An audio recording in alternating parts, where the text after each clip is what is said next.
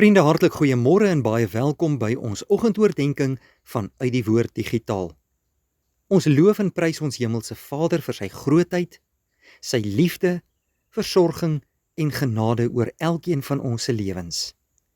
Hy wil ons ook vanmôre deur sy woord leer en my bede is dat die Heilige Gees ook hierdie boodskap in jou hart en in jou lewe sal bevestig. Dankie dat jy vanmôre by ons inskakel. Ek is Dominee Adriaan Swart. Ons lees vanmôre Psalm 27. Die Here is my lig en my redder. Vir wie sou ek bang wees? Die Here is my toevlug. Vir wie sou ek vrees?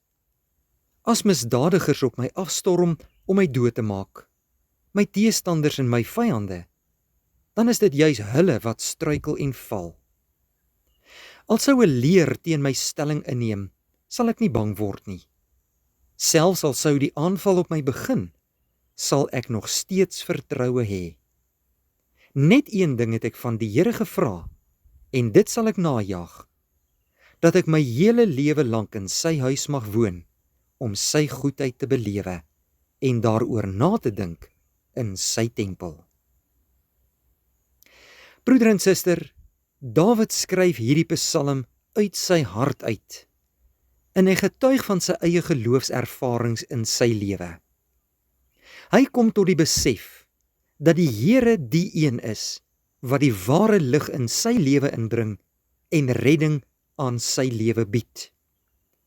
God is die een wat sy toevlug is en daarom hoef hy vir niks in hierdie wêreld bang te wees nie. Inderdaad is daar baie dinge waarvoor ek en jy kan vrees, net soos wat Dawid bang was. Daar is vyande wat ons lewens kan bedreig, omstandighede, misdadigers, oorloë. Maar Dawid wil ons vanmôre kom leer, dat ons vertroue in die lewende God moet stel. Hy is die een wat ons lewens in sy hande hou. Hy is ons toevlug. Niemand kan enige iets aan ons doen nie.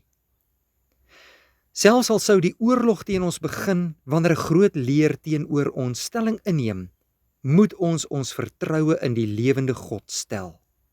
Dit sê Dawid in vers 3. Ek en jy moet weet dat ons lewens deur God bestuur en beheer word. Hy is die een wat ons beskerm, versorg en sal lei. En daarom moet ons net soos Dawid na die huis van die Here gaan om die goedheid van die Here daar te belewe en die Here te aanbid vir wie hy werklik is. Kom ek en jy gaan hierdie nuwe dag in met dankbare harte, met toegewyde lewens en met ons oë gerig op Jesus Christus ons Here. Kom ons vertrou die Here in alle omstandighede. En kom ons weet dat die Here ons lig is en dat hy ons redder is. Hy is die een na wie toe ons kan vlug. Niemand sal ons lewens kan skade aandoen nie, want God is in beheer van die wêreld en van my en jou lewe.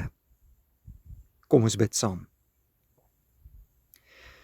Onse Vader wat in die hemel is, ons loof en prys u groote naam vanmôre, vir die almag, u liefde en genade, en omdat u 'n God is, wat omgee vir sondaar mense. Baie dankie vir soveel seëninge uit u hand, dat u oor ons lewens beskik, en dat niemand ons uit u hand kan ruk nie. Help vir ons om te lewe volgens u woord. Dankie vir Jesus se lig wat in ons harte inskyn, en dat ons toevlug tot hom kan neem. Jesus is ons redder en ons Here. Daarom hoef ons vir niks bang te wees nie. Seën vir ons hierdie dag, sterk ons in die geloof, en vul ons harte met die vrede. In Jesus naam bid ons dit. Amen. Baie dankie vriende, 'n geseënde dag.